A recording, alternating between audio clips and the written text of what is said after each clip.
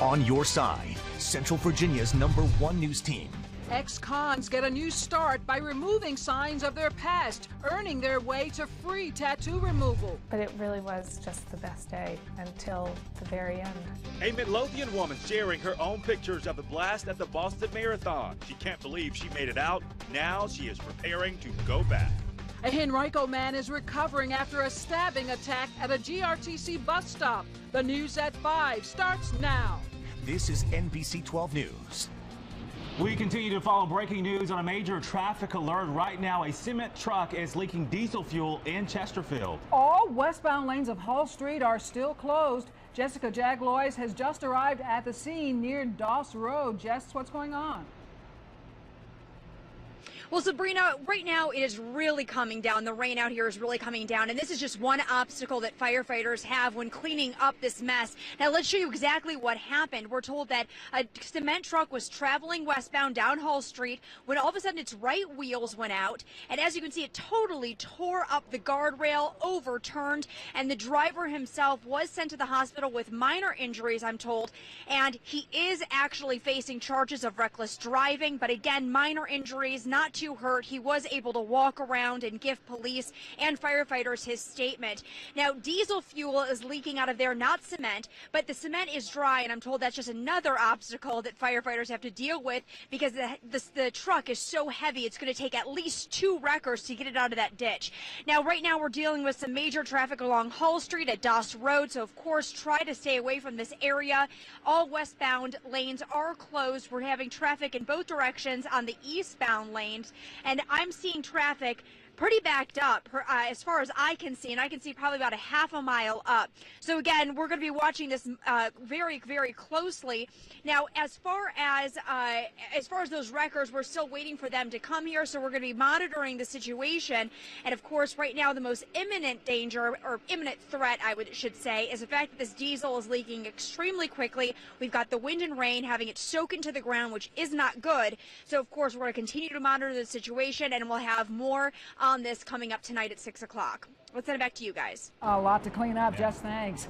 Breaking right now, a Virginia State University student pleads guilty to assaulting a rival quarterback. It is a 45-day jail sentence, but all of it was suspended. Mike Valerio is live in the Breaking News Center with the details. Mike, what happened in the courtroom? Pretty dramatic court scene, Will Gray. We're talking about VSU's Lamont Britt. He pleaded guilty to assaulting the starting quarterback for Winston-Salem State University, and Britt needs to stay in school in order to stay out of jail. Now, Britt pleaded guilty to simple assault today, and a North Carolina judge sentenced him to 45 days in jail. That is suspended for 1 year, and the judge added that he needs to finish college as a condition of his release. Britt is accused of hitting quarterback Rudy Johnson in the face and head in a bathroom back on November 15th. That was right before the CIAA championship game, a game that was canceled after the fight. Johnson said that as many as 6 VSU players jumped him, giving him a black eye, cuts to his face, and a sore back and ribs. Johnson was only able to identify Britt, who was the only person charged. The team suspended Britt for 1 year. That is a quick check of our top story from here in the Breaking News Center. Gray and Sabrina, we'll send it back to you. Okay, Mike, thanks for the update. April showers bring unseasonably colder temperatures. A freeze warning is in effect for much of the area tonight, so get those plants covered. Meteorologist Ross Runner has the very latest. Ross. Hey there, Gray. Yes, indeed. We had temperatures in the 70s this afternoon, and now we have the freeze warning in effect. It starts at 3 o'clock in the morning, goes until 9 o'clock on Wednesday morning, and the cold front responsible for that big change, it is coming through Richmond as we speak. In fact, you see the line of heavier showers extending down here in Brunswick County, western Dinwiddie, western Chesterfield, around Midlothian, right through the city, and then up I-95. That is the front, and it is pouring. It was here at the station within the last 5 minutes or so, and you see some of those heavier showers. Again, western Dinwiddie up towards Midlothian, right through the heart of the city. It is really coming down heavily. Now on the north side, around Lakeside, coming towards Mechanicsville, up towards Ashland, Short Pump, Glen Allen, the Wyndham area, seeing some of the heavier showers extending up I-95 through Caroline and Spotsylvania counties as well. Another line of very heavy rain from Emporia, just west of Waverly and just west of Williamsburg, and the movement of the showers off to the north and northeast. So once the front passes, we'll still see some rain around the area this evening, and temperatures will be tumbling. We're 69 degrees in Richmond, only 41 in Roanoke, eventually down below the freezing mark overnight. I'll talk about when we'll see a warm up in your 7-day forecast coming up a little bit later. Sabrina? All right, where did spring go? A crime alert out of Henrico tonight. Police are investigating after a man was stabbed while waiting at a bus stop off Darbytown Road. Curtis McLeod joins us live near that bus stop. And Curtis, do police have any idea how this happened? Well, Sabrina, I'm told they're still trying to piece all of that together. It happened not too far from where we are now on private property. That's on Henrico Arms Place. And we understand that the man who was stabbed is expected to be okay. Police telling us tonight that the motive appears to be robbery. It happened just before midnight. Many say they were already in bed when the stabbing took place.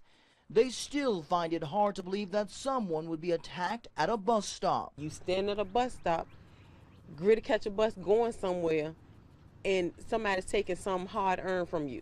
Like, you know, people just don't think nowadays. Shakita Reed knows the area pretty well. She says the neighborhood has its problems. It's dangerous, and they need to put more lighting out here because the summertime grid to come around, kids grid to come out here, people desperate for money at times. You never know. The victim told police he was approached by 3 men while waiting at a bus stop just down here on Henrico Arms Place. While he was trying to get away from the men, he was stabbed. Police say he was taken to the hospital and treated for non-life-threatening injuries. Tashita Scott lives across the street from the bus stop. She used to use the public transportation, but doesn't plan to ride anymore. If it happened once, it can happen again. What if I'm by myself standing there with my son, with my pocketbook? You don't know when it's going to happen. Right on schedule behind us, if you'll take a look, you'll see that the bus here at Henrico Arms has just arrived. Now, I did notice police in the area, of course, patrolling. They do tell us that they do not have a suspect description on those 3 men who did that stabbing earlier this morning, or late last night, rather. Of course, we're going to continue to follow this story and bring you the latest details as they develop. But for now, we're live in the East End tonight. I'm Curtis McLeod, NBC 12 News. Curtis, thanks very much. If you have any information about this attack, call Crime Stoppers at 780-1000. Your phone call can remain anonymous. As the nation pauses today to remember the lives lost during last year's Boston Marathon, a Central Virginia community is also reflecting on its unique connection to the tragedy. Bombing suspect Tamerlan Tsarnaev is buried at this Muslim cemetery in Doswell. A Richmond woman helped to arrange the burial, which caused outrage across Caroline County. New at 5, Brent Solomon is back in Caroline with that part of our team coverage. The owners of this cemetery told me today they just don't want to comment about the suspect being buried right here. But the sheriff in Caroline County is commenting, and he says despite a peaceful protest right here last year, there have been no issues at the site. It's not right. No, it's not right. This is the community and nothing to them. That was the response in Doswell this time last year. Fast forward 1 year later, the cemetery where Tamerlan Tsarnaev is buried is blocked by a gate and a sign that says visitors are only allowed with a permit. There's still that thought that what will happen next. Today, Sheriff Tony Lipa confirmed there has been no vandalism or problems at the cemetery, though the apprehension among some folks in town still exists. So many localities would not allow this to happen in their localities. Caroline was not given that chance. I think it's because Caroline County is a very conservative county and a very religious county. But local pastor Keith Boyer says time has healed the wounds that frustrated so many when news of Tsarnaev's burial here first hit. I don't think anything has been said about it since within a couple of months of that event happening. In fact, it's become an out-of-mind, out-of-sight experience for many here. I think it would have been harder for the people that lived up north to have his body up there. I mean, he had to be buried somewhere.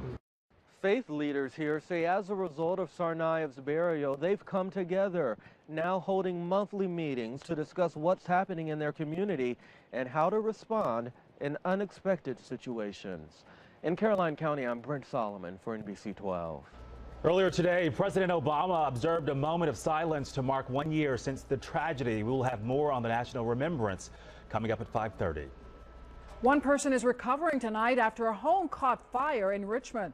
Take a look at the scene just after noon today in the 2300 block of Fernbrook Drive, We're told smoke was pouring from the house when firefighters arrived, but they were able to quickly knock out the blaze. One person inside the home was treated for an unspecified injury. The fire's cause is still under investigation. New at 5, local ex-cons are now getting a clean slate when trying to land a job after jail time. Take a look right now at this. This former offender is getting tattoos removed from all over his face. He hopes the procedure will make him more hireable. Kelly Avellino watched the process in action at Henrico's East Coast laser tattoo removal. Kelly, this seems like it would cost a whole lot of money. How are these inmates or former inmates able to pay for this? Gray, they do hours of volunteer work in their communities. In return, East Coast Laser Tattoo offers to erase these telltale marks of a checkered past. So just chill and relax. The quick zap of a specialized laser will eventually clear Maurice Ruffin's face of tattoos.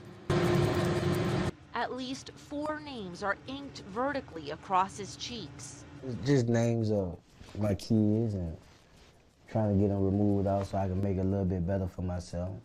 It's not uncommon for prisoners to get tatted up in jail.